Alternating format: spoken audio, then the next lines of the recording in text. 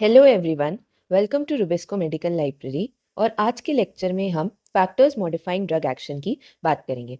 देखो, last lecture में हमने क्या देखा था कि अगर दो ड्रग्स आपस में इंटरैक्ट करती हैं तो उससे क्या कॉन्सिक्वेंसेस हो सकते हैं कि भाई या तो सिनर्जिज्म प्रोड्यूस हो सकता है बॉडी में या फिर एंटागोनिज्म प्रोड्यूस हो सकता है। यानी हमने ड्रग ड्रग इंटरैक्शन की बात करी थी। बट अगर हम एक सिंगल ड्रग भी बॉडी में डिलीवर करते हैं तो इसके जो इफ़ेक्ट्स प्रोड्यूस होते हैं बॉडी में वो हमेशा कांस्टेंट नहीं रहते।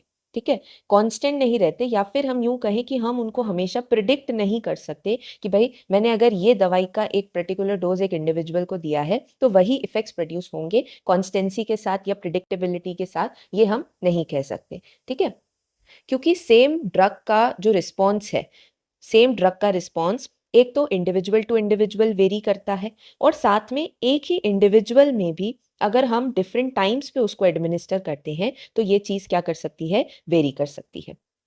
अब इससे आपके दिमाग में एक सवाल आना चाहिए, आखिर ये वेरिएशन क्यों प्रोड्यूस हो रहा है।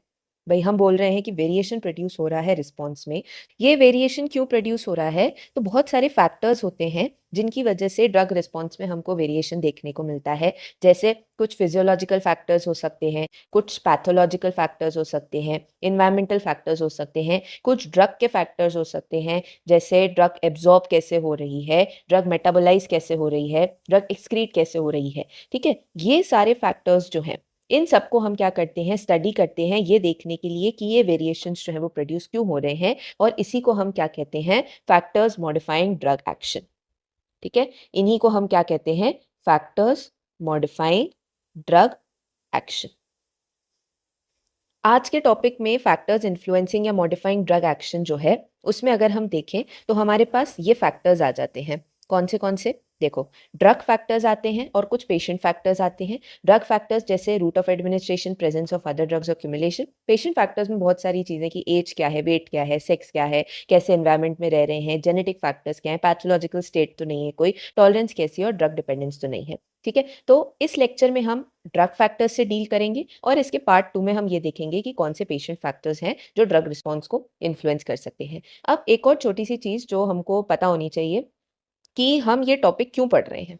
ठीक है, क्लिनिकली अगर आप देखें तो इस टॉपिक का बहुत ज़्यादा इंपॉर्टेंस है। आपके क्वेश्चंस आएंगे एग्जाम के हिसाब से भी बहुत इंपॉर्टेंट है, बट क्लिनिकली क्यों इंपॉर्टेंट है? क्योंकि इससे हमको पता चलता है कि थेराप्यूटिक डोज जो है पेशेंट के लिए वो क्या होगा, क्योंकि बहुत सारे फैक्टर्स हो सकते हैं। तो उन फैक्टर्स को ध्यान में रखते हुए कि भाई थेराप्यूटिक डोज कौन सा होगा, साथ में क्यों हमको डोजेस अलग अलग देने पड़ते हैं, कि भाई बच्चों में अलग डोज रहता है, एल्डरली अगर है तो अलग डोज रहता है। इस तरह से डोजेस अलग अलग क्यों होते हैं, तो वो भी क्यों होते हैं, क्योंकि बहुत सारे फैक्टर्स हैं जो ड्रग रिस्पॉन्स को इन्फ्लुएंस करते हैं। तो अपन लेक्चर शुरू करते हैं। सबसे पहले ये देख लेते हैं, ये जो फैक्टर्स हैं ड्रग एक्शन को मॉडिफाई करने वाले, ड्रग एक्शन को मॉडिफाई करने के लिए ये दो तरीके से अपना मॉडिफिकेशन प्रोड्यूस कर सकते हैं। ठीक है, मॉडिफिकेशन कैसे प्रोड्यूस कर रहे हैं, दो तरीके हैं उसके। एक तो क्वालिटेटिवली प्रोड्यूस कर सकते हैं, क्वालिटेटिवली प्रोड्यूस कर सकते हैं, या फिर हम कहें तो क्वांटिटेटिवली प्रोड्यूस कर सकते हैं।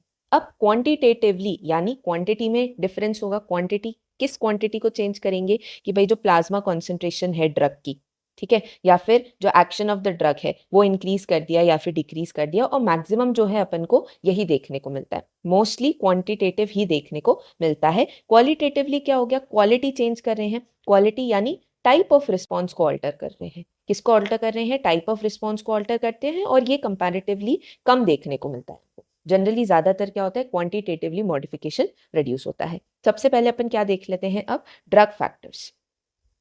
ड्रग फैक्टर्स की बात कर लेते हैं। हमने देखा था कितने ड्रग फैक्टर्स थे, तीन ड्रग फैक्टर्स थे। एक तो रूट ऑफ एडमिनिस्ट्रेशन था, एक हमारे पास अदर ड्रग्स की प्रेजेंस की बात कर रहे थे हम, और एक हम देख रहे थे क्यूमुलेशन। क्यूमुलेशन, ये तीनों ड्रग फैक्टर्स थे। अब एक एक करके इनको हम फटाफट देख लेते हैं। सबसे पहले route of administration. Route of administration यानी ड्रग को हम किस रूट से एडमिनिस्टर कर रहे हैं, बहुत बड़ा डिफाइनिंग फैक्टर रहता है।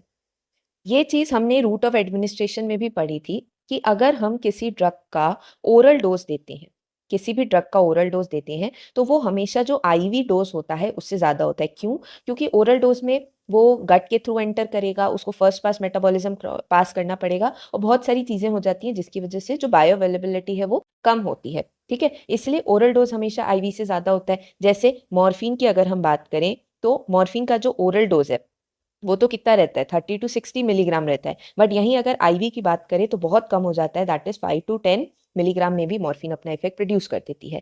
वैसे ही कभी कभी क्या होता है कि एक सिंगल ड्रग की बात करते हैं, जैसे मैग्नीशियम सल्फेट अगर मैं इसको ओरल एडमिनिस्टर करती हूँ तो ये किसकी तरह काम करती है, परगेटिव की तरह काम करती है। ठीक है, यानी अपनी इंटेस्टाइन्स को क्लीन करने में हेल्प करती है। अगर मैं इसको पेरेंट्रल रूट से एडमिनिस्टर करने की कोशिश करूंगी तो ये सीएनएस पे जाके काम करेगी, और अगर मैं इसको लोकली एडमिनिस्टर करूंगी तो ये अपने एडिमा पे काम करेगी। यानी अलग अलग रूट ऑफ एडमिनिस्ट्रेशन से अलग अलग इफेक्ट्स प्रोड्यूस हो रहे हैं। और अभी अपन ने देखा कि इफेक्ट्स दो तरीके के प्रोड्यूस हो सकते हैं, या तो क्वांटिटेटिव क्वांटिटी के बेसिस पे हो सकते हैं जो मैक्सिमम होता है, या फिर क्वालिटी के बेसिस पे हो सकता है। तो इसमें ये देखें कि क्वांटिटी के बेसिस पे तो ये वाला इफेक्ट हो गया, तो ये क्वांटिटेटिव वेरिएशंस हो गए, और क्वालिटी के बेसिस पे मैग्नीशियम सल्फेट का एग्जाम्पल हो गया, क्योंकि इसमें क्या हो रहा है, जो टाइप ऑफ रिस्पॉन्स है वो डिफर कर रहा है। ठीक है, ये किसकी बात हो गई, रूट ऑफ एडमिनिस्ट्रेशन की बात हो गई। अब सेकंड हम बात कर लेते हैं प्रेजेंस ऑफ अदर ड्रग्स की बात कर लेते हैं। ये हम ऑलरेडी लास्ट लेक्चर में पूरा डिस्कस कर चुके हैं कि अगर दो ड्रग्स हम साइमल्टेनियस एडमिनिस्टर कर रहे हैं तो या तो ऐसे होगा कि वो बिल्कुल भी इंटरैक्ट नहीं करेंगी आपस में, या फिर हो सकता है कुछ फॉर्म ऑफ इंटरैक्शन शो करें। तो किस तरह का इंटरैक्शन शो कर सकते हैं भाई, दो फॉर्म्स ऑफ इंटरैक्शन हो सकते हैं मेनली, या तो सिनर्जिस्टिक इफेक्ट प्रोड्यूस करेंगे या फिर एंटागोनिस्टिक इफेक्ट प्रोड्यूस करेंगे। ये चीज हम ऑलरेडी डिटेल में डिस्कस कर चुके हैं। ठीक है, तीसरा हम बात करते हैं क्यूमुलेशन की। देखो, क्यूमुलेशन का मतलब क्या होता है, इकट्ठा होना। अगर इसको सिंपल लैंग्वेज में बोलें तो क्यूमुलेशन का मतलब होता है इकट्ठा होना। ठीक है, इकट्ठा होना यानी ड्रग कभी भी इकट्ठी कब होगी, जब वो बॉडी से एक्सक्रीट धीरे होगी।